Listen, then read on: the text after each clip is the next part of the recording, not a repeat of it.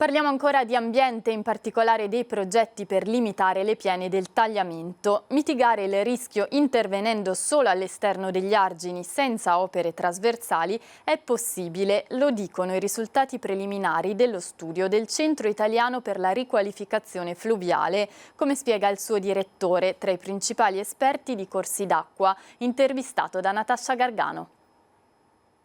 Sfruttare la capacità di laminazione delle aree esterne all'argine senza costruire sbarramenti in alveo è una soluzione che può funzionare. Il CIRF, Centro Italiano per la Riqualificazione Fluviale, lo ha dimostrato nei risultati preliminari di uno studio finanziato da 2 fondazioni tedesche sulla gestione delle piene del tagliamento, in continuità con la raccolta firme internazionale per la salvaguardia del corso d'acqua, cui hanno aderito 800 accademici ed esperti di tutto il mondo. Abbiamo dimostrato che è possibile, senza realizzare sbarramenti trasversali lungo il corso del tagliamento e solo intervenendo all'esterno degli argini già esistenti, effettuare interventi che riducano in maniera significativa i picchi di piena per le portate di riferimento su cui si sta ragionando ora. Sulla proposta degli agricoltori targata FDI valuta come un segnale positivo il cambio di passo, ma sottolinea che le soluzioni andranno valutate in termini di proposte tecniche. Tra le azioni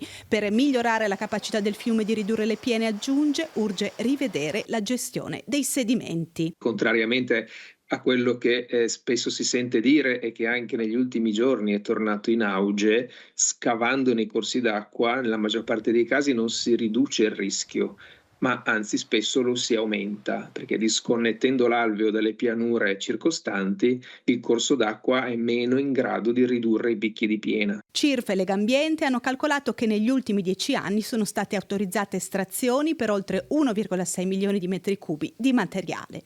Infine, un'avvertenza. È importante ricordarci che qualsiasi sia l'intervento che realizzeremo, questo non metterà in sicurezza il territorio, ma potrà solo mitigare il rischio. Il rischio residuo rimarrà sempre, anzi aumenterà a causa del cambiamento climatico.